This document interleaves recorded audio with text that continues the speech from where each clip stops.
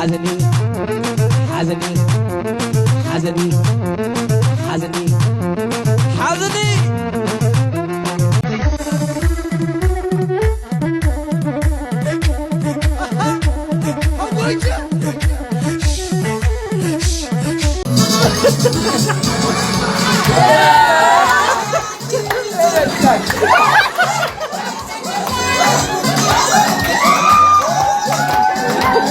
ሰላም ጤና ይስጥልን ክብራትና ክብራኔ ቤንጃ ቲዩብ ቤተሰቦች እንደምን አላችሁ?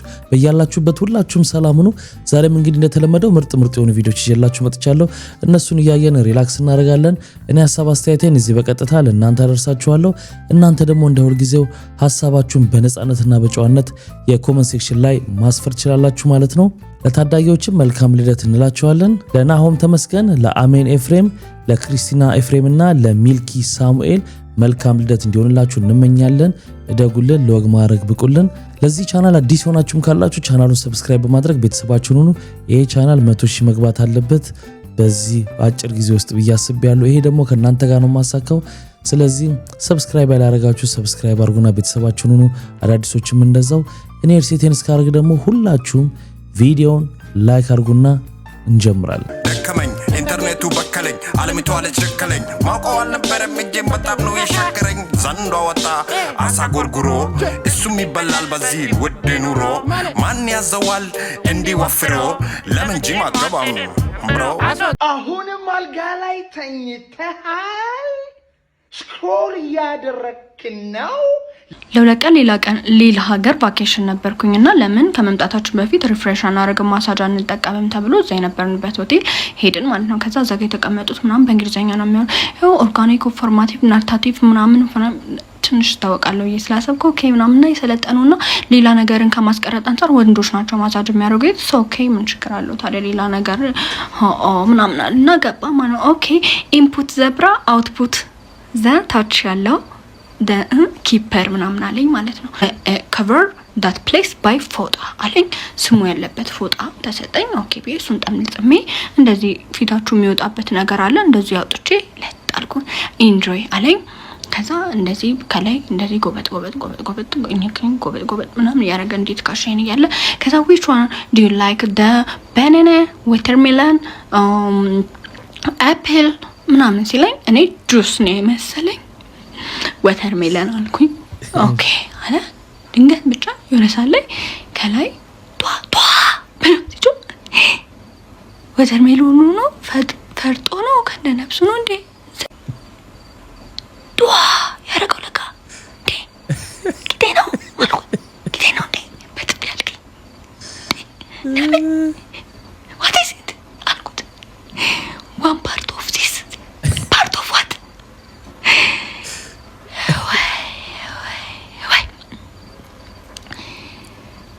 ሰው ባዶ ቂጡን ይሮጣል።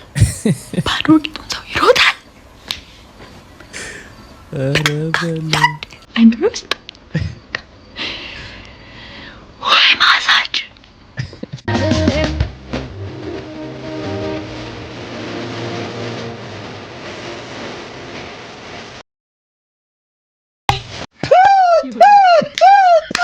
አይናለኔ ጉድሽኒ ምን ነው እሙሙዬ ወንጀለኛ ነው። ፓንት እየበላ አስቸግሮኛል በገመድ ይታሰርልኛል። ምን ነው ግምጃ ቤት ተቀይረው እከኩልኛል። ሽሳ ተረጋጊ እንጂ ታለም የዶሮ ቁሌት እንኳን እንዳንቺ አልተቁላላም። አማሰርሽው እኮ እንዴ ሆነብኛል ብለሽ ሶሻል ሚዲያ ላይ ትመጪ። አረ እየተስማማን ወገን እንዴ ጭራሽ አንቺ ለናትሽ ጭንሽ ስር ገብቼ ነው ቆርጥ።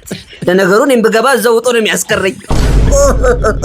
ፑታንታውን ይሸጡልሽ ማለቴ ገመዱን ይሸጡልሽ ከጉንዳን ጋር ነው እንዴ የሚያረግሽን አሳጣሽ እኮ ትዊስቱን የደነሽው ተናግሬያለሁ። እንዲህ እንደ ገብስ ቆሎ አሽተሽው እሳት ይፍጠርና እሱን ለማጥፋት ወደ እሳት አደጋ ስንሮጥ አንውልም። አፍ ቢኖረው እኮ እሱም አለለቀቀኝ ማለቱ አይቀርም። ሶሻል ሚዲያ እኮ ነው። ነገ ከነገ ወዲያ ይሄ ቪዲዮ ይቀመጣል። ትወልጃለሽ፣ ትከብጃለሽ፣ ቤተሰብ ሊኖርሽ ይችላል። ነገ የምታፍሪበትን ነገር ባታደርጊ ምን አለ? አንዳንድ ጊዜ አይታችሁ ከሆነ ቲክታክ ላይ የሚሰራውን የሚናገሩትን የሚያረጉትን አክት ምናምን ሰዎች ስታዩ እንዴ ምንድነው ቤተሰብ የላቸውም? ቤተሰብ ምንለው እኮ ቤተሰብን ስለምናከብር ነው በእኛ ባህል አይደል? እና ምን ሲያዩስ ምን ይሰማቸዋል? አልፎ ለቤተሰባቸው ነው መሳቀቀው ነው። ዳዲ አማችን ለመታወቅ በሄድክበት የምስራች ስትሰማ እሺ መጣች። እንዴት ነው? እዚህ ጋር ሁኚ እስቲ። እሱን ማውራው ነገር ምን ነው ጋሼ? ና የኔ ሰላም አይደል? ና እሺ መጣሁ። ምንድን የኔ ልጅ ወይ የሆነ ነገር ላስቸግር። እርሶ ተንበርክከው እኔ አልቆምም ጋሼ። ምንድን ነው?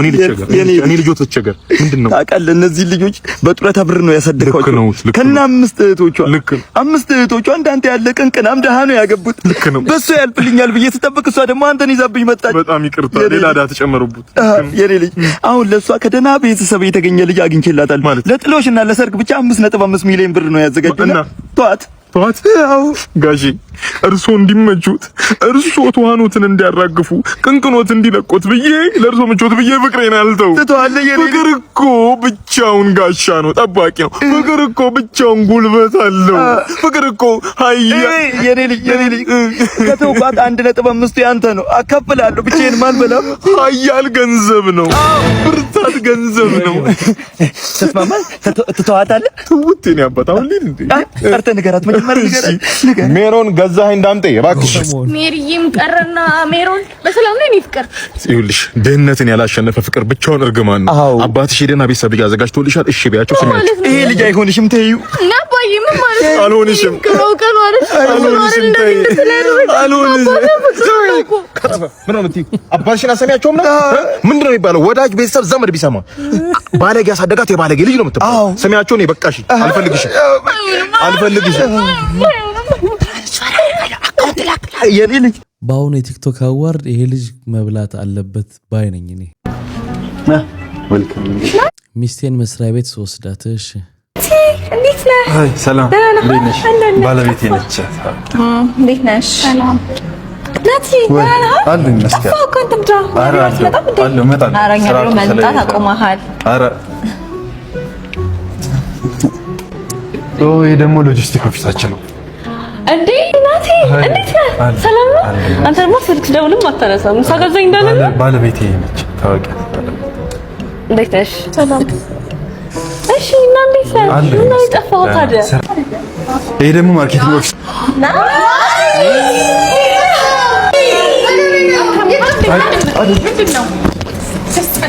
እንዲህ የምታደርገው የመስሪያ ቤት ባልደረቦች ኧረ ተው። ምንም እኮ ላይኖር ይችላል፣ ግን ያለውን አፕሮች ያዩና ከውጭ የመጡት ሚስቶች ጥሩ ስሜት አይሰማችሁ። ጆሮም አይሰማው አከራይሽ ልትገባ ትፈልጋለች። ኧረ እርሱ ምንድን ነው እንዴ? ባሶ የምን አባባሶ ነው? ጭራሽ ባከራዮ እንዲቀልብም ትፈልጋለህ። ማታ ደግሞ ምን እንትን ዳሞ ማታ መብራት የምታበራውን ነገር ታቆማለሽ። ነገር ምንም መብራት እንዳታበራ ማታ። ኧረ እኔ እኮ ማታ ቻት እኮ ስለማረግ እኮ ነው። ጫት እየቃምከኝ ነው የምታድርልኝ መብራቱን? ኧረ እኔ እዛ ጋር አልደረስም። ሲጋራ ነው ያልከኝ? ሲጋራ 15 ዓመት ሙሉ ልጅ ሳታድግ በተለይ አንድ ሲጋራ እንኳን ተጭቷል። ጭራሽ 15 ቀን ሲጋራ በልል ሄደት ነው ማታ።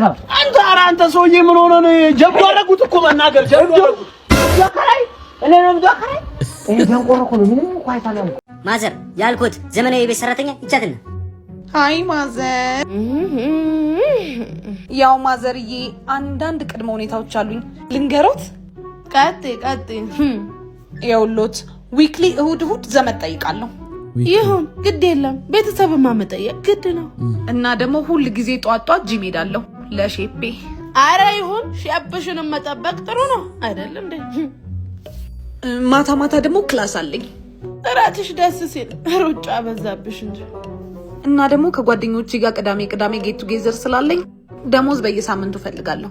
ምንድን ነው ወይ የኔ ልጅ ለምን በየቀኑ አናደርገው? የኔ ትኩ ና የኔ ልጅ ና። እኔ የምልህ የት ነው ቤቷ? ጊዜም የላት። መች እየሄድኩ ልስራ። ይቀልዳሉ እንዴ ማዘር? ኩክኔ መቀለድ ከውስጥ አንተ እኔ ሰራተኛ አምጣልኝ እንጂ ማዳባ አምጣልኝ አልኩክ እንዴ? ጋንጩራ አራዛን ካሁኑ የተሳደቡኝማ አቢዩዝ ነው የሚያደርጉኝ።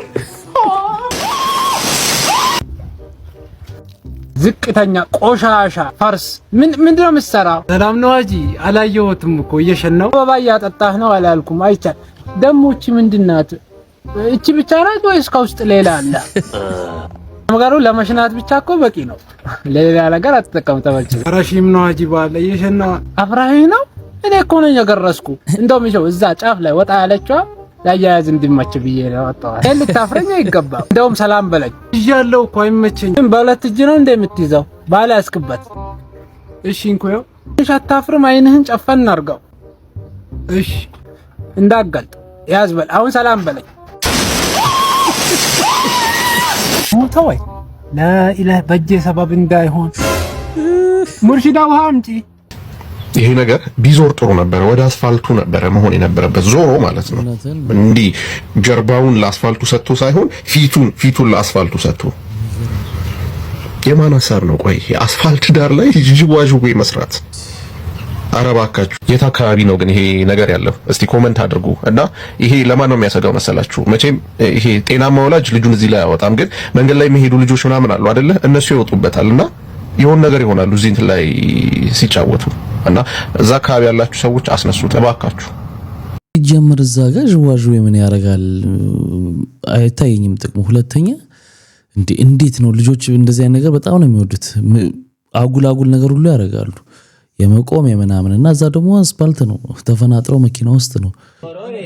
ጆሮዬ ጎምላላይ የኔማ ጆሮዬ እሱ ብንጭት ነው ዶክተሩ መቶ ታማሚ ያረገው ጆሮዬ ዶክተር አልገባም የለውብን ደግሞ ቢሰማ ዶርም ተቆጣጣሪ ላይ እንዴ ቦርጮ ማን ነው ቦርጮ አለኝ እንዴ ናቲ። ኧረ አንተ ቦርጮ አልኩህ አንተ ነህ። ኧረ አይደለም እንዴ አንተ ዳቦ ከዳቦ ስር መቼ ነው የሚጠፋው? ቆይ አንተ እድሜ ልክ እንደ ዶርሙን ክለብ አደረጋችሁት፣ ዶርሙን ፓራ አደረጋችሁት። ትንሹ ወይኔ ምን ነካብኝ እንደ ብሉቱዝም አለ ባሶ ነው ደግሞ እንደ ነካብኝ። እኔ የምልህ ትንሹ ቲሸርቱን አጣክኝ አላጣብክም። የት አለ ያ ጨለማ? አያዋለሁ እኮ ማይታይ መሰለህ። ሲማ ነገ ሲመጣ ይሄን ነጭ ልብስ ታጠቁረዋለህ። ባይሆን ይሄን አጥቁር ናዚ። ከዳቦ ስር መርመጥመጥ አቁመህ ይጣብ። ለማንኛውም ፓራ አታርጉ ነገርኳችሁ።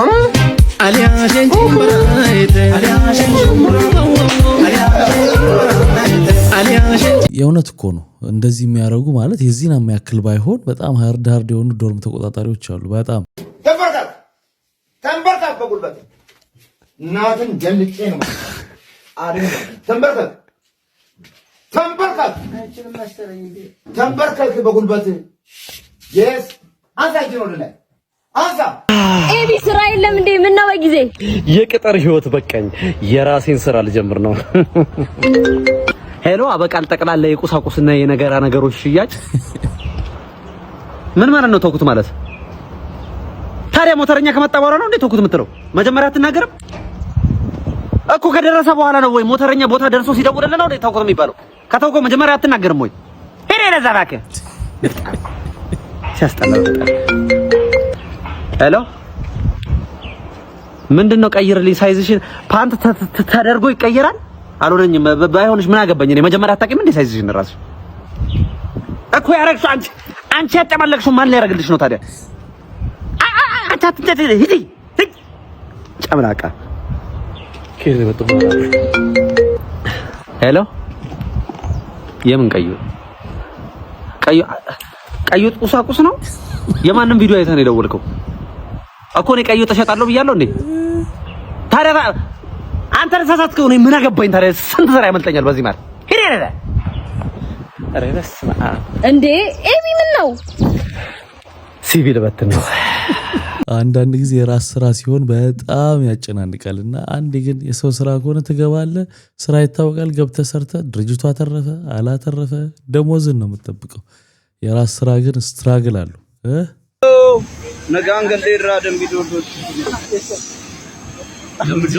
ሰበር ዜና ያው ልጅ ያሬድ ታስሯል።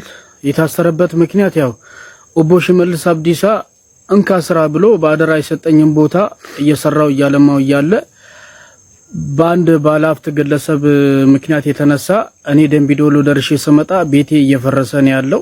ሰርቼ የምበላበት ቦታ አንዳንድ አርቶችን የምሰራበት ቦታ እየፈረሰ ነው ያለው። በቡራዩ አስተዳደር ስር ያው በፖሊስ ቁጥጥር ስር እንደዋለ መረጃዎች ደርሶናል። ታፕ ኮፒ ሊንክ ሼር እያረጋችሁ ልጅ ያሬድ ቢመቻችሁ የልጅ ያሬድ ወዳጆች አጠገቡ ያላችሁ ሄዳችሁ ጠይቁ።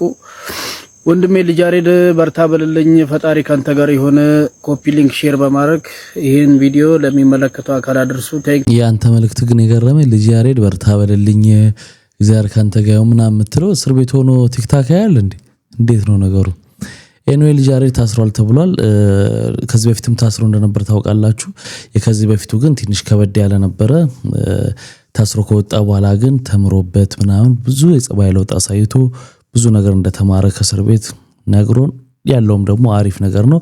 በግሉ ግን በሚንቀሳቀስ ጊዜ እዛ አካባቢ ካሉ የምንድነው የቀበሌ ምናምን ሽማምንት ጋር ግን ብዙ ስምምነት የለውም። የአርት ስራዎች የማልማት ስራዎች ምናምን በአካባቢው ሁልጊዜ ይሰራልና ልጅ ያሬድ ታስሯል። በኦሮሚያ ክልል በቡራዩ ከተማ መልካኖኖ ሸገር ሲቲ እየኖረ በኦሮሚያ ክልል ፖሊሶች ተይዞ ወደ ፖሊስ ጣቢያ ሄዷል። ልጅ ያሬድ በኢትዮጵያ አርቲስቶች ማህበር ከአሜሪካ እስከ አፍሪካ ድረስ በግራፊቲ እና በስፕሬ አርት እየሰራ ተሸልሟል። በኢትዮጵያ አርትም ትልቅ ስራ እየሰራ ልጅ ነው። ወደ ኦሮሚያ ክልል አርትም ሲመጣ ከአባ ሹምቤና ከፉኜ ጋር ወጋ ባዬ ወልባኔ አመገሩ እንደንደኘ ብሎ የወያኔ ጊዜ ዘፍኗል። የእናንተ ቤት ወርቅ ይዘንባል የኛ ቤት ችግር ይዘንባል ብሎ ዘፍኖ ነበር። የቄሮን ቀስቀሳ አድርጓል። ዛሬ ግን መታሰር ጥሩ አይደለም ብዬ መልእክቴን አስተላልፋለሁ። የኛ ልጆች ድምጹንለት የያሬድን ቀልድና የያሬድን ስራ የምትወዱ ኢትዮጵያ ብሔርና ብሔረሰቦች ድምጹንለት የሚል መልእክት አለኝ። አዎ እንግዲህ ማንም ሰው ያላግባብ ከሆነ መታሰር የለበትም። በዛው ልክ ደግሞ የሚያጠፋ ሰው ካለ ህግ ደግሞ መከበር አለበት እና ከመታሰሩ በፊት ግን ያው እሱ ያለማው ያዘጋጀው የነበረበት ቦታ አካባቢ ላይ መተው እሱ በሌለበት በግራይንደር ሲያፈርሰው የመጨረሻ ቪዲዮ የቀረጸው ነበር። ራሱ እንስማው። ይኸውላችሁ እንደዚህ አይነት ወረዳ ላይ ነው ያለነው። እኔን ስራ እየከለከሉ እርስ በርሳቸው ግን የሚሰሩት ቆሻሻ ሌብነት እዚህ ክልል ላይ እኛን አያሰሩም። ደምቢዶሎ ደርሼ እስክመጣ የሰራሁትን ቦታ ያፈራርሳሉ። ቀጥ ብለው ወጣ። ለአንድ ሌባ ሽማግሌ ጉቦኛ የህግ አካል ስላለ ምድረ ሌባ ፖሊስ ስንት ጥሩ ፖሊሶች እያሉ እዚህ ክልል ላይ ሌቦች አስቸገሩ። ቀጥ አድርገው ይዘውጣ ተካም ያስቸገረው ሌባ ነው። እዚህ ክልል ላይ አንድ ከካም ሽማግሌ ያለ ሌባ ሽማግሌ እሱ ሙስና ለፖሊስ እየከፈለ ማን ቆሻሻ ስራ ይሰራል። ይሄ ነው እንግዲህ የመጨረሻው ቪዲዮ። ከዚህ በኋላ ያው በህግ ቁጥጥር ስር ውሏል። ገንብቶ በማስረከብ የሚታወቀው ዳኮር ሪል ስቴት በመሃል አዲስ አበባ ጀሞ 1 ግንባታቸው 90% እንዲሁም 40% የደረሱ ቤቶችን በ10% ቅድመ ክፍያ ብቻ ለሽያጭ አቀረበ። በአንድ ወለል ላይ 3 አባወራ ብቻ በቂ የሆነ የመኪና ማቆሚያ ከሰፊ አረንጓዴ ስፍራ ጋር አቀረበላችሁ። ባለ 1 መኝታ 80 ካሬ፣ ባለ 2 መኝታ 110 እና 118 ካሬ፣ ባለ 3 መኝታ 135 ካሬ 70/30 የባንክ ብድር አመቻችቶ ከ623 ሺህ ብር ቅድመ ክፍያ ጀምሮ የመኖሪያ ቤቶችን ለሽያጭ አቀረበ። ለበለጠ መረጃ በ0911 05 7674 እንዲሁም በ0933 21 90 65 ይደውሉ። ዳኮር ሪል ስቴት በልዩነት የተገነባ ቦርድ አለው። ከዛ ስራ አስኪያጅ አለ፣ ከዛ ሰራተኞች አሉ። አሁን ሰሊ አንተ ሚና ምንድነው? አንተ እዛ ስራ አስፈጻሚና መስራች ቦርድ ውስጥ የለም። ቦርድ ውስጥ የለም። እንግዲህ ሰለሞን ቦጋለ ኢትዮፒካ ሊንክ ላይ ቀርቦ ህብረት ለበጎ ስለተባለው ድርጅት አንዳንድ ግር የሚሉ ነገሮችን ተናግሯል። ያው ማብራሪያ ሰጥቷል፣ ግን ብዙ ያልተጣሩ ነገሮች አሉ። ጥያቄ እየተነሳበት እንደነበር ታስታውሳላችሁ። ለህብረት ለበጎ የሚሰበሰበው ገንዘብ ምን ያህል ነው አታሳውቁም? የደረሰ 10 ዓመት ሙሉ ሞልቶት መሬቱን ወስዶ አሁን ቅርብ ጊዜ ነው ያጠረው ገና። ይሄ እነዚህ ጥያቄዎች ነበሩ። እነሱን እንግዲህ ተጠይቆ የሰጠው መልስ ነው። እነማ ይታወቃሉ? ቦርድ ውስጥ ያሉት ብዙ አይታወቁም፣ ግን ከተለያዩ ሙያ የመጡ ሰዎች ናቸው። ከጋዜጠኞችም አሉ። ምን ያህል ናቸው? 7 ክትትል ያደርጋሉ ማለት ቋሚ የሆነ ስብሰባ አላቸው? በአመት ኦዲት ይደረጋል። መንግስት ኦዲት ያደርጋል፣ ክትትል ያደርጋሉ። ግድ ነው፣ ይሄ ግድ ነው። ፍቃዱን ለማሳደስ ኦፍ ኮርስ ፍቃድ ከወሰደ 10 አመቱ የተቋቋመ ሰዓት ነው ፍቃድ ይወስድ። ወደ ህዝብ ወጣችሁ ገንዘብ መሰብሰብ ከጀመራችሁ ወዲህ ምን ያህል ገንዘብ ሰበሰባችሁ እስካሁን? እንግዲህ ያው ሲቋቋም ጀምሮ በህዝብ ነው። ተሳክማል። ብዙ የሚታከሙ ሰዎች አሉ፣ ይታከማሉ። ሀገር ውስጥም ከሀገር ውጭም ተሳክማል። ከዛ እንግዲህ 10 አመት ቢሮ ተከራይተ ነው የምትሰራው። ሰራተኞች አሉ፣ የተለያዩ ወጪዎች አሉ። ይሄን ሁሉ ታደርጋለህ። ይሄ ሁሉ በየአመቱ ኦዲት ትደረጋል። ለምን አወጣው፣ ለምን አገባው? እስከዛሬ አንድ ባንክ ነው የምንጠቀመው፣ ንግድ ባንክ።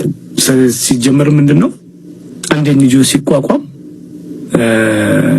መክፈት የምትችለው አንድ ባንክ የመንግስት ባንክ መሆን ያለበት እና እስከዛሬ አሁን ነው እንደውም ባለፈው አመት ለዚህ እንጀምራለን ካምፔናችንን ብለን ከተለያዩ ባንኮች ጋር ተፈራርመን ግን እስካሁን አልጀመርንበትም።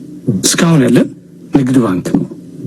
እሱ ነው ያለው። ኦዲት ይደረጋል፣ በየአመቱ ትደረጋል።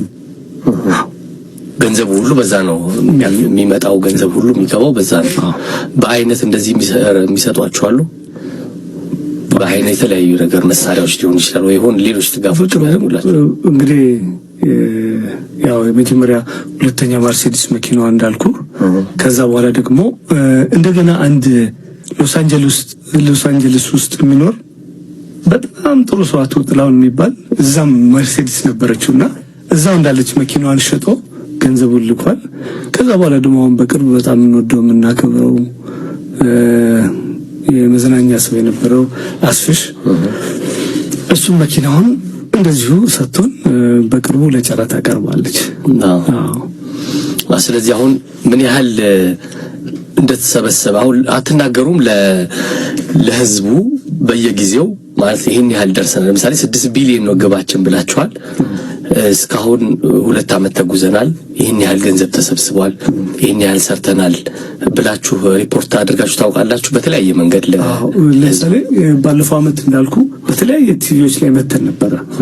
ስለዚህ ምንድን ነበር 20 ሚሊዮን ሰው 300 ብር ቢሰጥን የሚለው ነገር ሀሳብ አንስተን ነበር። አግሜን ነበር ከአቅሜ 1 እስከ 5 ይሄን ተጠቅመን እዚህ እንደሆነ ገንዘብ እናገኛለን ነበርና በዛ ሰዓት አሁን ጊዜው ምኑም በዓሉም ስለነበር ይመስለኛል ሰውም ትንሽ ተዳክሞ ነበርና ብዙ ጠብቀን ነበር።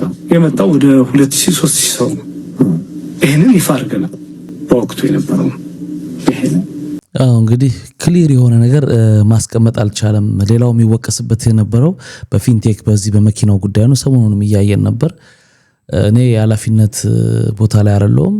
እንደ አምባሳደር በዚህ ብር ትገዛላችሁ መኪናውን ብዬ አላስተዋወኩም፣ ግን ለህብረተሰብ ስለሚጠቅም አምባሳደሩኛሉ የሚል ነበረ ባለፈውም የተናገረው። አረ ምን ደረሰ ብሩ የሚል መሰባት ሲጀምር ጥያቄ ያቀረቡ የቦርድ አባላት አሉ። ብዙ ተነስቷል። እንደ ጥያቄ ተነስቷል ያለው እንደውም አንዳንድ ያንተ ገጾችን ባይሆኑ ሶሻል ሚዲያዎች ላይ ፌስቡክ ላይ እንደዚህ ሳይ ከዛ ጋር ያልተያዙ ነገሮችም እንደዚህ ሳይም ሰዎች አስተያየት ሲሰጡ ያለው ውስጥ መጀመሪያ የሰበሰብነው ብር የት እንደገባ ይነገረን እንጂ ሶል ምናምን የሚሉ መልእክቶችም አያለውና የት የተሰበሰበው ማለት ነው። እሱም ባያው አሁን ስትለው የነበረው በየቦታው ያገሩ እየዞራችሁ የተዘጋጁ ለምሳሌ ቨርጂኒያ የተዘጋጀ ዝግጅት አለ። እሱ ሲዘጋጅ እንዳልኩ ይዘን የመጣነውን ገንዘብ እንትኑ አጥሩ ታጠረ፣ መንገድ ጠረግን፣ ምናምን አደረግን። ከዛ በኋላ ዳላስ ሄደን ነበር። ዳላስ በኳሱ ሄደን ነበር። እዛ ሄደን ፌል አደረግን። ምንድነው ምን ሆነ? የፌዴሬሽኑ የኳስ ፌዴሬሽኑ ቀን ዝግጅት ነበር። አናውቅም። የመዝጊያው ዕለት እኛም ዝግጅት አድርገናል። ቀን ነበር፣ ምሳ ሰዓት፣ ምሳ አዘጋጅተን አዳራሽ ተከራይተን ምናምን ፌል አደረግን። ሰው ሳይመጣ ቀረ። ወደ 30 ምናምን ሰው ነው የመጣው። በቃ ተመለሰ እንደዚህ። ከዛም አትላንታም ነበር። አትላንታም እንደዚሁ ፊልማችንን አሳይተን ከፊልሙ ገቢ የሆነ ያሉ ለዚህ እናደርጋለን ብለን ነበር። እዛም ብዙ ሰው አልነበረም። አትላንታ እንደዚህ ነበረ እና እዛ ሄደህ ትቀመጣለህ፣ ትኬት አለ፣ መብላት መጠጣት አለብህ፣ ያን ሰሞን እዛ መቆየት አለብህ። ሁሉ አንዳንዴ ኪሳራ ሁሉ ትገባለህ። እነዚህ ሁሉ ግን ከዚህ ሁሉ ለምሳሌ እናንተ በግልጽ ህብረት ለበጎ ባለፈው አመት ምክንያቱም ለህዝብ ይፋ ያደረጋችሁት ስለሆነ ይህን ያህል አግኝተን ነበረ፣ ይህን ያህል ገንዘብ ደግሞ ለእንደዚህ ውሏል ተብሎ በግልጽ ቢነገር ለቀጣይ ደግሞ ለሰው እንዲያዋጣ ይነሳሳል። አሁን ባለው ሁኔታ ከባድ ይመስለኛል። እንደዚህ ጉርምርምታዎች ስላሉ ማጥራት እንዴት አልተቻለም ብዬ ነው። እንግዲህ እናስተካክላለን። ግድም ነው መደረግም አለበት፣ እናደርጋለን። እንደምታዩት ሰለሞን ያልጠበቀው ጥያቄ ይመስለኛል። በጣም ተጨናንቆ ነው የመለሰው።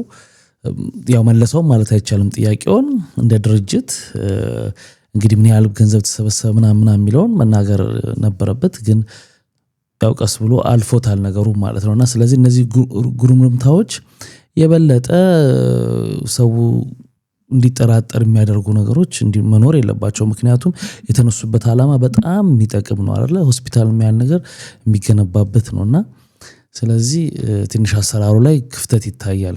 አርቲስት ሰለሞን ቦጋለ ብቅ ብሎ እኔ የድርጅቱ አስተዳደር ሰራተኛ አይደለሁም፣ እንደማንኛቸውም ሰው ማስታወቂያ ሰርቼ ለዚህም ብር ተከፍሎኛል፣ መኪና ተሰጥቶኛል የሚል መልስ ሰጥቷል። ሶል አስተዳደራዊ ሰራተኛ ነህ እኮ እኛም አላልንህም እኮ። ያለህን እውቅናና ታማኝነት ተጠቅመህ እቤታችን ድረስ መጥተህ በገዛ ቴሌቪዥናችን መኪና ግዙ፣ ስጡ፣ መኪና ይሰጣችኋል ብለህን እኛ ደግሞ አንተን ስለምናምንህ ያለንን ጥሪት አንስተን አስረክበናል። በዚህ ምክንያት በአንተ ምክንያት ጉዳት ደርሶብናል ያለነው። ጉዳት እንዲደርስብን ከሌቦች ጋር ተባብረሃል እያልንህን ያለነው። በዚህ ነው መጠየቅ ያለብህ እንጂ አስተዳደራዊ ሰራተኛ ስላልሆንክ አይደለም እየጠየቅን ያለው። ያለህን ታማኝነትና እውቅና ተጠቅመህ ህብረተሰብ ላይ ጉዳት እንዲደርስ አድርገሃል።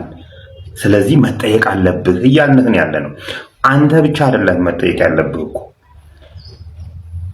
ታደለ ሮባ አለ ከጀርባ፣ የአይጠረቄ ሰራዊት ፍቅር ያለ ወንድም ካሊድ አለ። ይሄ ጭንቅላቱ የሸተተ ማን ነው የሚሉ ሽቶ ጭንቅላቱ ውስጥ መነፋት ያለበት መንሱር ጀማል አለ። እነ ዳንኤል አሉ፣ እነ ይግርም አሉ። አንተ ብቻ አይደለህም እኮ። እነዚህ ሰዎች ያላቸውን እውቅና ተጠቅመው አታለውናል ነው እንድንትታለን ምክንያት ሆነዋል እያልናችሁ ያለው። እጸገነትና እኮ ሉላ ነገሩ እንትን ሲላቸው እኮ ለቀዋል። እናንተ ግን ገንዘብን መሰረት አድርጋችሁ ህብረተሰብ እንዲታለል ምክንያት ሆናችኋል እየተባለ ነው፣ እየተባላችሁ ነው። ስለዚህ መጠየቅ ይጠበቅባችኋል እያልናችሁ ነው። ሁለተኛው ለእያንዳንዳችሁ መኪና ሰጥተዋል፣ ኢንክሉዲንግ ለአምባሳደር ዲና ሙፍቲ። መኪናው በስጦታ መልክ ሲሰጣችሁ ተቀርጧል ወይ ነው ሌላው። ይሄ የሀገርን ጥቅም አሳጥቷል። ስጦታም ሆነ ሽልማትም ሆነ ግብር መከፈል እንዳለበት ሳታውቁ ቀርታችሁ ነው። ግብር ተከፍሏል ለዛ ለተሰጣችሁ መኪና? አልተከፈለም። ከፍለሃል? አልከፈልክም። ስለዚህ ግብር ማጭበርብረሃል፣ በወንጀል መጠየቅ ይጠበቅብሃል እያልን ያለው። ሶል ከሁሉም አንተ ትሻላለህ። በደረጃ አውጣላችሁ ከተባለ አንተ ትሻላለህ። ቢያንስ ወጥተህ ጉዳዩን ለማስረዳትና ተጨማሪ ጉዳት እንዳይደርስ የማብራሪያ እንትኖች እየሰጠህን ያለው አንተ ትሻላለህ። ትሻላለህ ማለት ግን ወንጀል አልሰራህም ማለት አይደለም። ቢያንስ ከአፍህ ይቅርታ የምትል ቃል እንኳን ጦር እንደዋጠ ሰው ለምን እንደተናነቀህ ጭምር ነው ሊገባኝ ያልቻለው።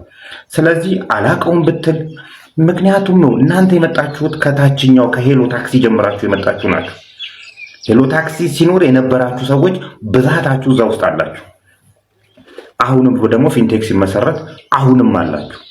ላይፍ ታይም ኢንቨስትመንት የሚባል ደግሞ ተቋቁሟል። ነገ አላቅም ልትል ነው እዛ ልትሄድ። ዳሶ ማስሄድ ደግሞ አላቅም ልትል ነው። ስለዚህ እየጠየቅንህ ያለህ ነው ለሰራኸው ወንጀል መጠየቅ አለበት እያልን ያለን። መንግስት ሊለቅህ ይችላል ወይም ደግሞ ሊሆን ነገር ሊያደርግ ይችላል። ለዚህ መጀመሪያ ካፋችሁ ይቅርታ ይውጣ። ከዛን እያንዳንዳችሁ እየመጣችሁ የተፈጠረውን ነገር ማብራሪያ ተሰጣ እናስገድዳችኋለን። ቀስ እያልን ማለት ነው።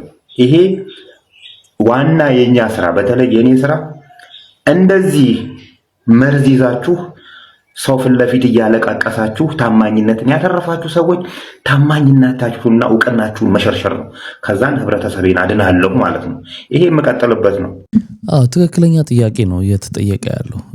እንግዲህ እነ ሉላ ገዙና ጸደኒያም ነበሩ እኮ እንደ አምባሳደር እንደነሱና በጊዜው ታስታውሱ ከነበረ በጊዜው ሪዛይን አድርገዋል።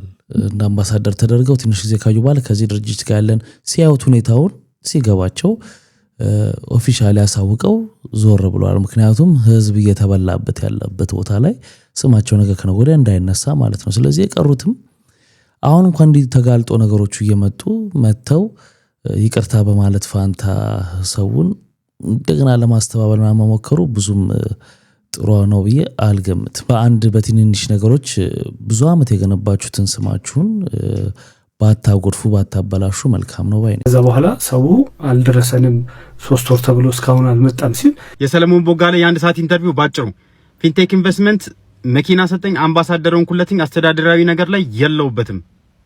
ሁለተኛው ምን ያህል ገንዘብ እስካሁን ተሰብስቧል በሆስፒታሉ ሲባል ሶል ላሽ ብሏል።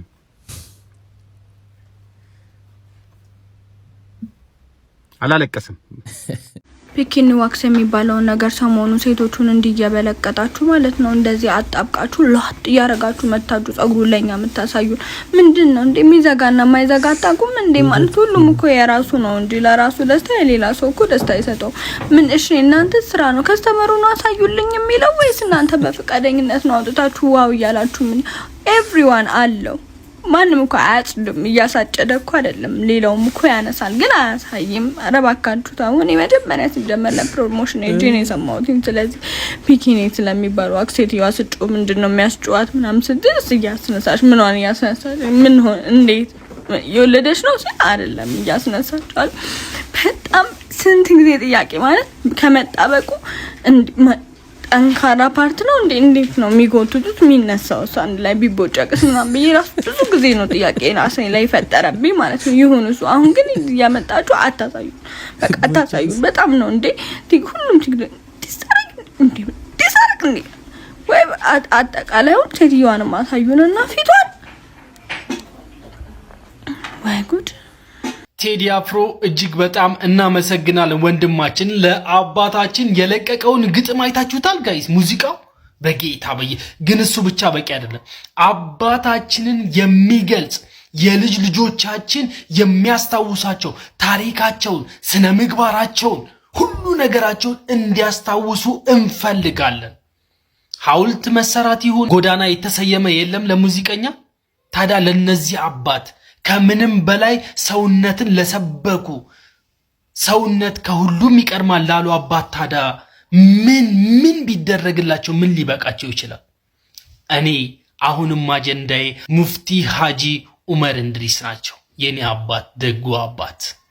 ስለዚህ ለእሳቸውን የሚገልጽ ዙሪያ እሳቸውን የሚገልጽ ነገር ለልጅ ልጆቻችን የምናስተላልፈው ነገር ታሪክ የሚያወሳቸው እንጂ ለአንድ ሳምንት አውርተን የምንተዋቸው አባት ስላልሆኑ እሳቸውን የሚገልጽ ነገር ትልቅ ነገር በስማቸው እንዲቀመጥልን ስንል ጥሪያችንን እናስተላልፋለን። እንግዲህ ይሄ ቪዲዮ ቴዲ አፍሮ ዘፈነላቸው ከማለቱም ባለፈ ብዙ ሰዎች እንደዛ ሲሉ ሰምቻለሁ። አሁን እንግዲህ ከባድ ጊዜ ላይ ደርሰናል። ኤአይ የሚባል ነገር መጥቶብናል። በጣም ቀድሞን ስለሄደ እኛ በኤአይ የተሰራና ያልተሰራ ነገር የመለየት አቅማችን ስላልጎለበተ ገና ብዙ ነገር ያሳስተናል ብዬ አስባለሁ። ቴዲ አፍሮ ዘፈነላቸው የተባለው በኤአይ የተዘጋጀ ሙዚቃ ነው። ቀላል ነው። በአሁኑ ሰዓት ግጥም ትሰጡታላችሁ፣ በዚህ በከሌ ድምጽ የዛን ድምጽ ትሰጡታላችሁ፣ አስመስሎ በዛ ድምጽ ሙዚቃው ምኑን አዘጋጅቶ በደቂቃዎች ውስጥ ይሰራላችኋልና እሱን ሙዚቃ ነው እንግዲህ ቴዲ አፍሮ ዘፈነላቸው እየተባለ ያለው። እስቲ ሙዚቃውን ትንሽ እንስማ።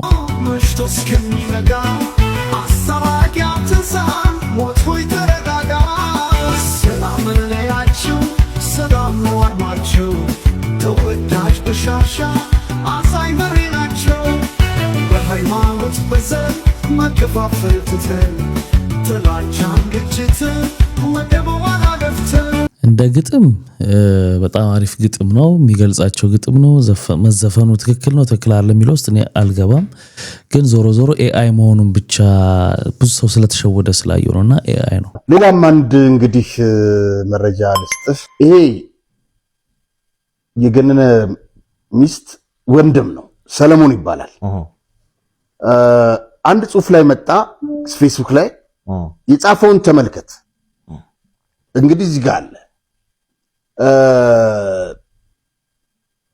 ባልተጣራ ነገር እርሱ ነው ብሎ ያወራው ጉዳዩ እርሱ ጋር እንደሆነ በእርግጠኝነት መናገር ይችላልው ይላል ይችኛዋን ላሳየ ማን እንደሚል ጉዳዩ በሙሉ ያለው ሰይድ ኪያር ነው ይህን ሁሉ ሰው እየከፈለ የሚያስወራው እርሱ ነው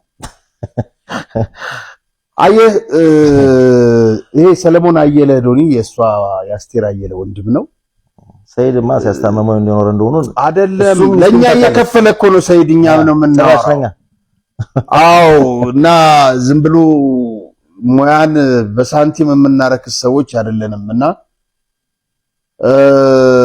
ዛሬም ደግማታለሁ እንደ አሳ ብዙ ነገር ባትጎረጉሩ ይሻላል እንትን ዘንዶ እንዳታወጡ እና ባልተጣራ ነገር እሱ ነው ተብሎ አይወራም ጉዳዩ እሱ ጋር ስለሆነ እንደሆነ በእርግጠኝነት መናገር ይችላልው ሰማለ ሰይድ ለምን ዝም እንደሚል አላቅም ሰይድ ነው የገደለው እኮ ይያለ ይሄ ወንጀል ነው የራሱ ማጥፋት ነው የራስን ጉድፍ የራስን ገበና አሳልፎ ለሌላ ሰው ለመስጠት መሞከር ከወንጀልም በላይ ወንጀል ነው ለሰይድ ለመውሰድ ነው ነገሮች ነው ያው ህዝብ እኮ ያያየነው እውነታውን እኮ ያወቀ ሰይድ በጣም ጨዋሊ ስለሆነ እንጂ ይሄን መክሰስ አለበት የገነነ ጉዳይ እንግዲህ እንደተጧጧፈ ነው ጭራሽ የባለ የሚስትየው ወንድም ሰይድ ኪያር ነው ብሎ ይጽፋል በየቦታውና በጣም እንግዲህ የሰው ደም የሰው ነፍስ ዝም ተብሎ አይቀርም ፈጣሪ እውነቱን ያወጣዋል ጫፍ እየደረሰ ነው በቅርቡም እና ይሆናል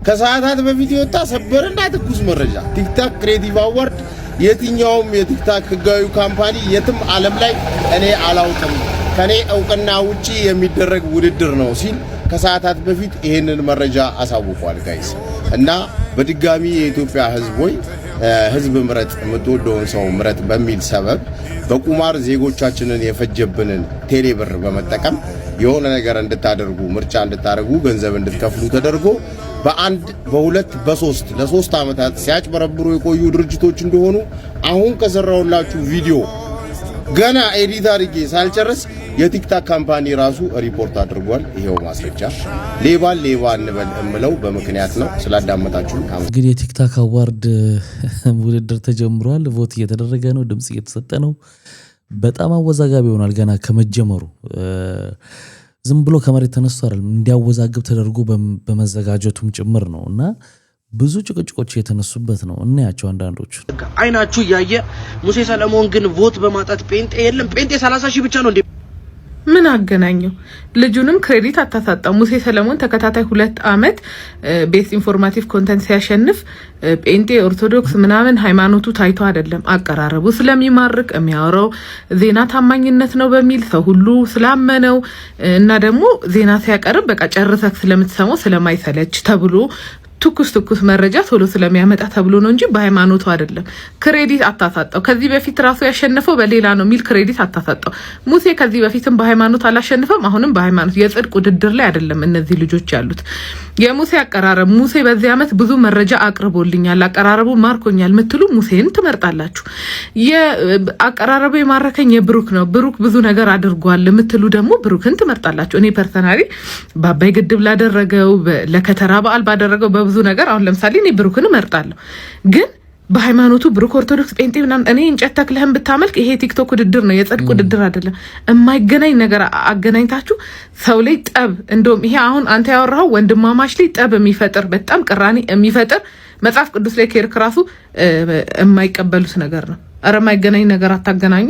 ለማንኛውም እንዲህ ከተቧደኑ አሁን ሴቶች መቧደን አለብን። ባይ ዘ ዌይ ቤስት ክሬተር ኦፍ ዘ ይር ሴት ልጅ አሸንፋ አታውቅም። ስለዚህ እኛም በጾታ እንከፋፈል። በዚህ አመት ዩቲናስ ክሬተር ኦፍ ዘ ይር ማሸነፍ አለባት። ሴቶች ምን እየሰራችሁ ነው? ዩቲናስን ከታች ታጋረጋታለሁ።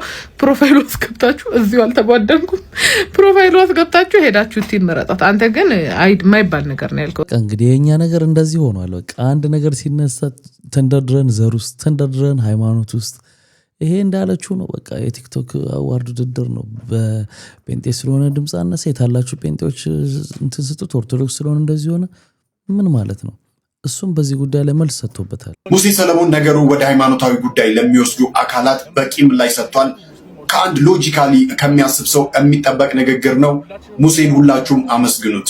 ሃይማኖት ብለን አይደለም የሰራው። ሁለታችንም መረጃ ስናቀርብ የነበረው ሲከተሉንም የነበረው ምንም ስናደርግ የነበረው ኦርቶዶክስም ነው ሙስሊምም ነው ጴንጤም ነው። ቪዲዮ ስንሰራ ለዚህ ብለን አልሰራንም። ሰውም ሲከተለን ለዚህ ብሎ አልተከተለንም መጀመሪያ። ስለዚህ አሁን ላይ ቮት ሲደረግ በሃይማኖት በእንትን ተብሎ መባባሉ ትክክል አይመስለኝም። ይኸውላችሁ እንደ ሀገር አንድ የሚያደርገን ብዙ ነገር መኖር ሲገባው ጭራሽ የሚከፋፍል ጭራሽ ደግሞ ቲክቶክ ላይ መተን የምንከፋፍልበት ምክንያት አንዱ እኔ መሆን አልፈልግም። እግዚአብሔር ይመስገን እዚህ ደርሰናል። ላስት 2 years አሸንፌያለሁ። እግዚአብሔር ይመስገን። አሁንም እየተወዳደርኩኝ ስለሆነ ቮት አድርጉልኝ ነው የምለው፣ ምክንያቱም እኔም ተወዳዳሪ ስለሆንኩ።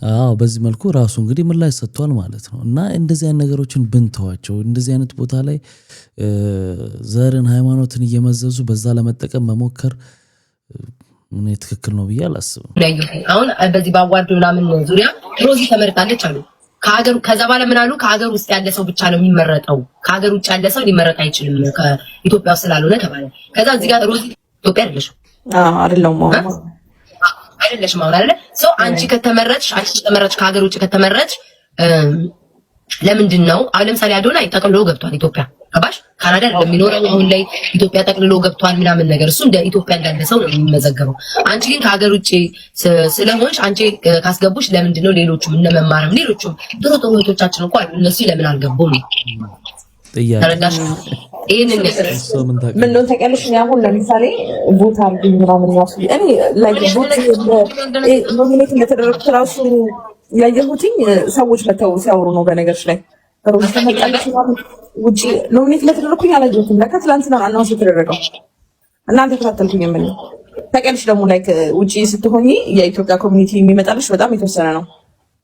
ቲክታኩ ማለት ነው ምታዩና ለያነጽ አሁን ይሄንን ስል ምናምን ነገር ይልሽ እንትንሽን ስራሽን እንትን እያልኩ አይደለም። ሹዴ ይገባሻል። ግን ከአገር ውጪ ያው እንደማንኛውም ሰው አስተያየት ትሰጫለሽ። ከአገር ውጪ ከሆነ ከመረጡ እኔ አሁን ለምሳሌ እውነት ለመናገር ቲክቶክ ላይ ራሴን አውቀዋለሁ፣ ኢነርጂን አውቀዋለሁ። በላይቭ ስትሪም በየቀኑ ምገባ ማዝናና የፈለገ ነገር ቢሆን ማንንም እኔ ወንበር ላይ አስቀምጥኩኝ ብዬ ነው የማምነው። ግን መስፈርት የራሳቸው አላቸው ገባሽ? በዘር ምናምን የሚባል ነገር አለ። እዛ እኔ ስለማላሟላ እኔ ለምን አልከተታችሁኝም ብዬ አልጠይቅም። ለምን የራሳቸው መስፈርት አላቸው። መስፈርታቸውን ተናግረዋል። ከሃይማኖት ከዘረኝነት ከምናምን ምናምን ይጸዳሉ። ያ ደግሞ እኔ ስለማላሟላ ራሴን አልከትም። ተረዳሽ? ራሴን አልከትም።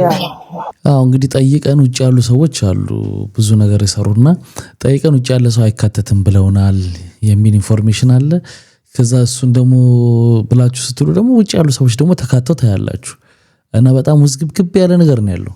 እምነትን የሸረሸሩ የቲክቶክ ክሪኤቲቭ አዋርድ 3 ዋና ዋና ክፍተቶችን ልንገራችሁ። በብዙዎቻችን ዘንድ ከፍተኛ ጉጉትን ፈጥሮ የነበረው የቲክቶክ ክሪኤቲቭ አዋርድ ይፋ ከሆነው የእጩዎች ዝርዝር ጀምሮ እስከ ምድባቸው ድረስ በርካታ አነጋጋሪ ጉዳዮችን ይዞ ብቅ ብሏል። ሂደቱ ቲክቶከሮችን ከማክበርና ከማበረታታት ይልቅ ግልጽነት የጎደለውና በቂ ዝግጅት ያልተደረገበት እንደነበር የሚጠቁሙ 3 ዋና ዋና ነጥቦችን ማንሳት እወዳለሁ። አንደኛ፣ የተመልካች ድምጽ በእጩነት ሂደት ላይ ዋጋ አጥቷል። እመኑኝ፣ እጩ ለመሆን የተመልካች ድምጽ ወይም ምርጫ አስፈላጊ አልነበረም።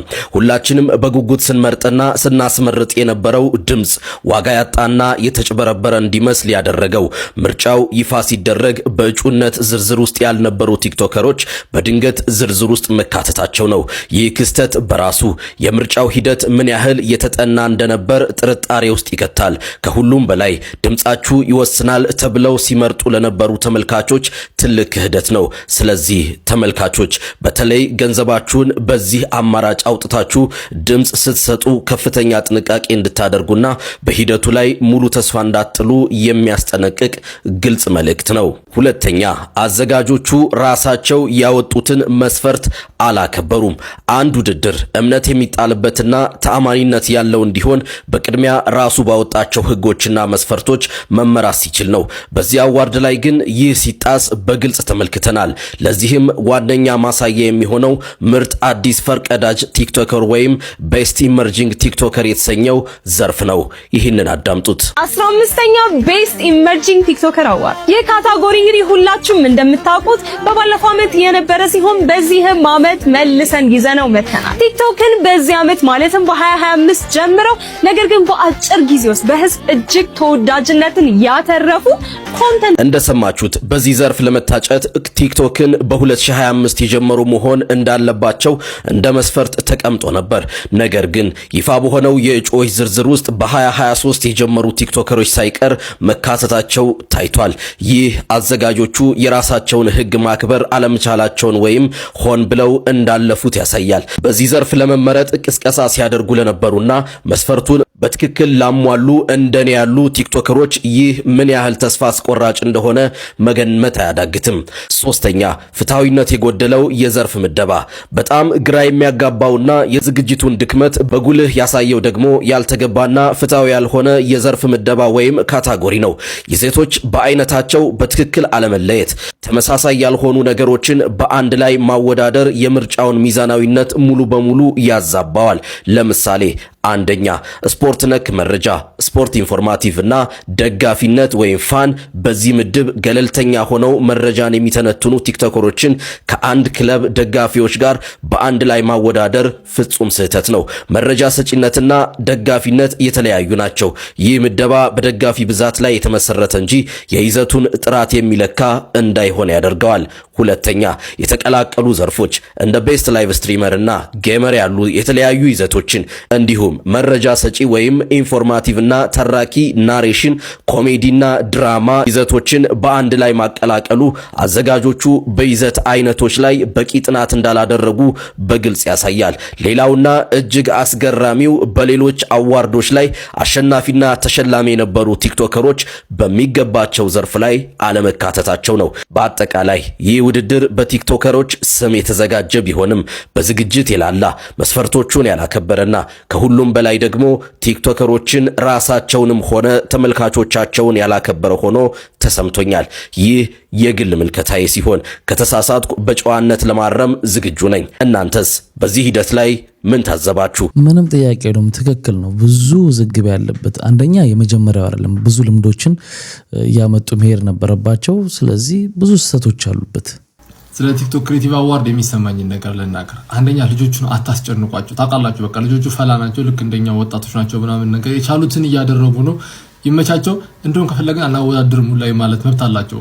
አጨጭቋቸው ልጆቹ በቃ የቻሉትን ሁሉ አድርገዋል፣ እያደረጉ ነው የሚገኙት እና በጣም ከባድ ነገር ነው ማወዳደር ማለት ነው። ምክንያቱም ህዝብ ሁሉ ቲክቶከር ነው፣ ህዝብ ሁሉ ፈኒ ካልሆንኩ ብሎ እየተጋደለ ነው እና በዛ ላይ ደግሞ ያልተመረጣችሁ አብዛኞቻችሁ ፈኒ አይደላችሁም፣ የተካስታችሁ ስም ፈኒ አይደላችሁም። ሁለተኛ የኒውስ ኮንተንት የሚሰሩት እየተዳደሩ ያሉት ማለት ነው። በኔ አስተያየት ሃይላብ ይገባዋል። ግን ሃይላብ ችግሩ ምንድነው? ሃይማኖቱን ቀድሞ አልተናገረም። ሃይላብ መመረጥ የምትፈልግ ከሆነ ቶሎ ሃይማኖትን ተናገር። ሶስተኛ ምንድነው እናት ስለሆነ ነው ያልተመረጥ ነው ምናምን እያላችሁ ኮምፕሌን እያረጋችሁ ያላችሁ ሰዎች አላችሁ። እኔ ማለት ነው ፌር መሆን አለበት ላይፍ። በፈጣሪ ተመረጣችሁ አንዴ እናት ሆናችሁ ከዛ ደግሞ እንደገና በቲክቶክ ምንመረጥ ምናምን አይሰራም። በቃ ደግሞ ሌሎቹ ደግሞ ይመረጡ በቲክቶክ ምናምን ነገር። እናንተ አንዴ ላይፍን አሸንፋችኋል፣ አልፋችሁ ልጃችሁን አሳድጉ። ሌላ ሶስተኛ ምንድነው በቃ በኳስ ኮንተንት የሆነ ሰው ይብላው አቢ ወይም ጎስት ሎቱም ጀለሶች ናቸው። ጎስት የአርሰናል ደጋፊ ነው፣ ሰው ይብላው ፒስ ነው። ካልሆነ አቢ ይብላው። በኮሜዲ ኮንተንት ደግሞ አቢ መረጡት፣ ምክንያቱም ጓደኛዬ ስለሆነ አቢ መረጡት። ሊንኩን የት እንደሆነ ታገኙታላችሁ። በቃ ይመቻችሁ። ዋናው ማተር የሚያደርገው ምርጫ ማለት ነው ግንቦት ላይ እየመጣ ነው። ለሱ ተዘጋጁ። ባይሆን የመጨረሻው ሐሳብ ጥሩ ናት። በሌላው ሐሳብ ግን በመዋዛ አልስማማም። አላወዳድርም ማለት ይችላሉ ምናምን ይችላሉ። መጀመሪያ ግን አወዳድራለሁ ብለህ ከመጣ ደግሞ በትክክለኛው ነው ማድረግ ያለበት እንጂ አወዳድራለን ብለን እኛ ክሬት ስላደረግነው ነገሩን እንደፈለግን እናደርገዋለን ደግሞ የሚባል ነገር አይኖርም። በትክክለኛው መንገድ ነው አሰራር ሊኖረው የሚገባው። ስለዚህ እኔ በእንደዛ ብዬ ነው ማምነው። ከተወሰኑ ሰዓታት በፊት እንግዲህ ወንድሜ ሙአዝ አንድ ቪዲዮ ሰርቶ ነበርና እንደተናገረው ከሆነ ያው በውድድር ውስጥ በቤስት ኢንፎርማቲቭ ውስጥ ከታጩ ሰዎች መካከል ለኔ ይገባል ብዬ የማስበው ኃይላብ አማን ነውና ጉዳዩ ግን ኃይላብ ሃይማኖቱን ግልጽ ስላደረገ ሊያሸንፍ አይችልም የሚል ነገር ተናግሮ ነበርና የሱን ጥሪ በመከተል ሃይማኖቴን እዚህ ግልጽ አደርጋለሁ ማለት ነው። ግልጽ አላደረግም ብቻ አሁን እንዲባል እኮ ያደረገው ቅድም ያየነው የነ ሙሴ ሰለሞን በነ ብሩክ ላይ በሃይማኖት ከፋፍለው ሌሎቹ ሰዎች ምንም ባላሉት ላይ ያመጡት ነገር እኮ ነው። በጣም እኮ የሚገርም እኮ። እንደ አጠቃላይ ግን ለኛም ለአዘጋጆቹም ለሁላችንም ጥሩ ግንዛቤ እንዲኖረን ቲክቶክ አዋርድ ሲዘጋጅ ወይም የሆነ አዋርድ የሽልማት ነገር ሲዘጋጅ ምን መደረግ አለበት የሚለውን የተጠናውን ነገር እሱን ለውቀት እንዲሆነን እንስማ። ከዛ ደግሞ ይሄ አዘጋጅ አርጎታል ብላችሁ ደግሞ የህሊና ፍርድ እናንተ ማሰብ አስተያየታችሁን ትሰጣላችሁ። የቲክቶከሮች ውድድር ወይም ቲክቶክ ክሬቲቭ አዋርድ ተጀመረ። ታዲያ እንዳለፈው ዓመት በአገር አቀፍ ሚዲያ የሚተላለፍ ከሆነ ከአክብሮት ጋር የተወሰነ ምክር አዘል አስተያየትን ለመስጠት ፈልጌ ነው። ለምን ያልተማረ የሰው ኃይል ይህንን የእርስ በርስ ውድድር እንደሚመለከት ሁሉ የተማረ የሰው ኃይልም በአገር አቀፍ ደረጃ የሚተላለፉ ፕሮግራሞችን ከተለያየ ዓለም ክፍል ላይ ሆኖ ስለሚከታተል እነዚህን ገንቢ ሀሳቦች ብትወስዱ ባይ ነኝ። ተራ ቁጥር 1 የመጀመሪያው ኤሊጂቢሊቲ ይባላል። ለመወዳደር ብቁ ነው ወይ? የጥላቻ ንግግር፣ ሐሰተኛ መልእክት ከዚህ በፊት አስተላልፏል ወይ? ተራ ቁጥር 1 እውነተኛ ዓላማው በፕላትፎርሙ ላይ ፈጠራ ክህሎትን ማበረታታት ከሆነ ኦሪጂናሊቲ ፍላግ የሚባል ነገር አለ። ለምን? ክሬቲቪቲ ስለሚል የአዋርዱ ታይፕ ፈጠራ ወይም ክሬቲቪቲ ወይም የራስ ፈጠራ ነው ወይ ወይስ ኮፒራይትን የሚያቀርበው ወይም የምታቀርበው ግለሰብ የሚለውን ማየት ያስፈልጋል። በሶስተኛ ደረጃ የመወዳደሪያ ነጥብ ዩኒክ ኮንሰፕት ወይም ፍሬሽ ወይም ደግሞ ያልተጠበቀ አዲስ ሀሳብ ነው ወይ? ቲክቶከር ወይም ቲክቶከሯ ቻሌንጂንግ ወይም ደግሞ አድካሚ የሰራው የሚለየው ስራስ ምንድነው የሚለው መታየት አለበት። ድካሙ መታየት አለበት። በአራተኛ ደረጃ እንደዚህ አይነት ስያሜ ያለው አዋርድ ኢሞሽናል ኢምፓክትን እንደ መለኪያ ማስገባት አለበት። ይሄ ማለት ታሪክ ነገራ ላይ እንዴት ናቸው the heart and the soul factor ይሉታል ነጮች እንግዲህ ሲያወዳድሩ ማለት ነው። ሶ የቪዲዮ መነሻው፣ ማከሉ፣ መድረሻው በአጭር ደቂቃ ቪዲዮ ሀሳቡ ተጠናቆ ይገለጻል። ቪዲዮ ደስታን፣ ድንጋጤን፣ ጥርጣሬን ወይም ደግሞ መነቃቃትን አሊያም ሀዘኔታን ኢሞሽናል ኢምፓክት ያለው ቪዲዮ ነው ወይ? አምስተኛና ስድስተኛ መለኪያ የሚሆነው በአምስተኛ ደረጃ ስኪል ኤንድ ፖሊሽ ፋክተር ይባላል።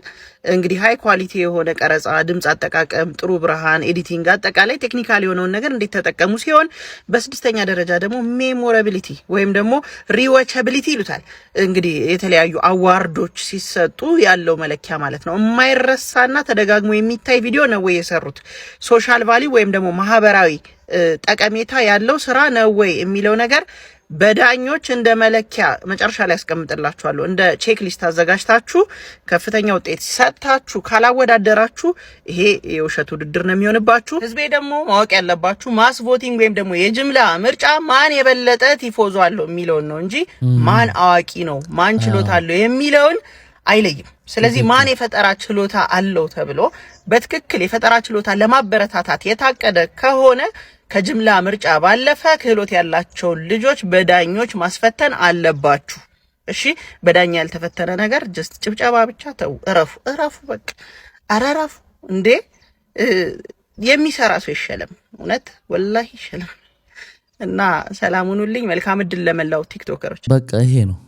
ጭራሽ ምንድነው የሚያደርጉት እነሱ በገንዘብ ሁሉ ድምጽ እየተሸጠ ነውና በጣም ያሳዝናል። ይሄ ውድድር አይደለም እንዳለችው በቲፎዝ ማን ብዙ ሰው እንትን አለው ነው እንጂ ስራቸው እየተለካ አይደለም ማለት ነው።